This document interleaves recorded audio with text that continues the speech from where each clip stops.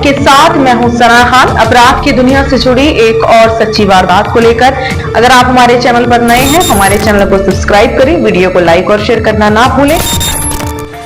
8 शादियां कर चुकी लुटेरी दुल्हन गिरफ्तार। 9वीं शिकार से पहले पुलिस ने पकड़ा, फिर क्या हुआ हाल, आइए आपको बताते हैं। मामला महाराष्ट्र के नागपुर का है, जहां महाराष्ट्र के नागपुर से हैरान कर देने वाली घटना सामने आई है।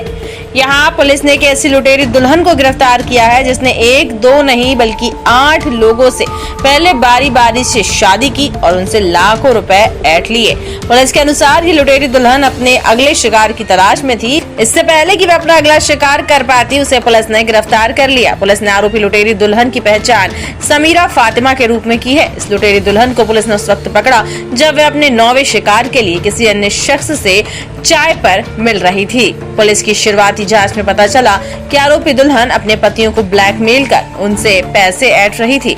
पुलिस ने मामला दर्ज कर जांच शुरू कर दी है। पुलिस जांच में पता चला कि समीरा फातिमा और फिर लुटेरी दुल्हन अपने अलग अलग पतियों से पैसे ऐंठने के लिए एक गिरोह के साथ मिलकर काम कर रही थी। पुलिस की जांच में पता चला कि आरोपी समीरा शिक्षित है और पेशे से शिक्षिका है। पुलिस को शक है कि आरोपी लड़की ने बीते 15 साल में कई अन्य युवकों को भी ठगा है। वह मुस्लिम समुदाय के अमीर और शादीशुदा युवकों को निशाना बनाती थी। वहीं उसके पति का आरोप है कि उसने किसी से 50 लाख और किसी से 15 लाख रुपए नकद या बैंक के जरिए वसूले हैं। उसने रिजर्व बैंक के वरिष्ठ अधिकारियों के साथ भी ऐसा ही किया है। पुलिस के मुताबिक फातिमा खुद को तलाकशुदा बताकर सहानुभूति हासिल करती और कहती, मुझे सहारा दो, मैं दूसरी पत्नी बनकर रहूंगी।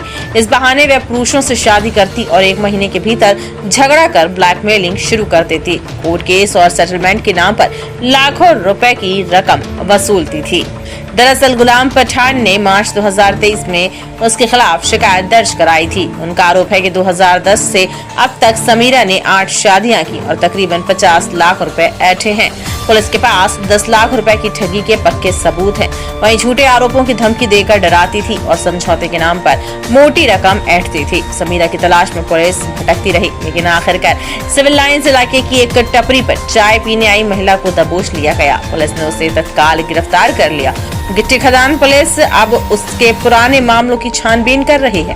कई पुरुषों ने भी आगे आकर शिकायत दर्ज कराने की बात कही है। पुलिस को शक है कि उसने और भी कई लोगों को अपना शिकार बनाया है, लेकिन जो शिकार बनाने का सिलसिला बदस्तूर जारी था, अब वो कहीं ना कहीं खत्म हो चुका है।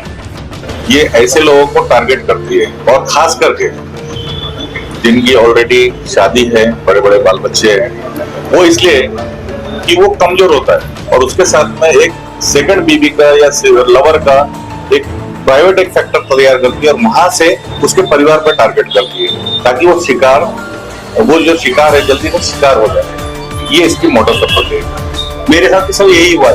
मेरे साथ शादी हुई उसकी, शादी के बाद 1 महीने के अंदर उसने मेरे पे केस डाटा कब किए, उसका गोल्ड लेके भागा, 498 का केस मेरे पे हुआ। फिर बाद में मैंने परेशान तो उससे अलग हो गया, डाइवोर्स दे दिया। फिर भी वो केसेस इतना चालू था, मुंडों से धमकाना, मेरे को मारे 2-3 बार मारे हो गए उसके। क्यों मारे? कौन लोग थे, कैसे मारे? क्या वो कैसा, मेरी उसकी केस चालू थी कोर्ट में, तो वो केस पीछे लेने के लिए भी मेरे को 2 से 3 बार मैं 2 व्हीलर से जा रहा था ना, तो मेरे को रोक के मारे उन्होंने। तो मैं कंप्लेंट करने जेरीपट्टा पुलिस स्टेशन भी गया था, वहां भी कंप्लेंट किया था मैंने उसकी। मेरे साथ भी यही हुआ। मेरी जो फर्स्ट वाइफ थी वो भोपाल की थी।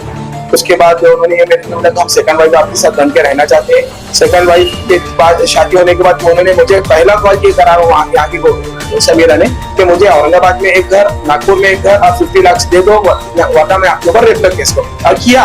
और ये हिंदुस्तान का प्रोविजन नहीं है कि कोई वाइफ हस्बैंड के ऊपर रेप का केस डाल सकती है। आप सोचो कैसा केस हुआ। Wife can't file rape case against husbands, ये लॉ है हिंदुस्तान का। मेरा इतना बड़ा नुकसान हुआ, 12 से 15 लाख रुपए मेरे से लिए गए। वो भी अलग अलग हिस्सों में। ऐसा एक टाइम वन टाइम में नहीं हुआ, क्योंकि मैं उससे छुटकारा पाने तक के 6 से 8 महीने मुझे लग गए। और मैंने ही पहला शख्स जो उसके ये पूरी हरकतों को मीडिया के सामने और इस केस में लाके मैं फर्स्ट FIR उसके ऊपर किया।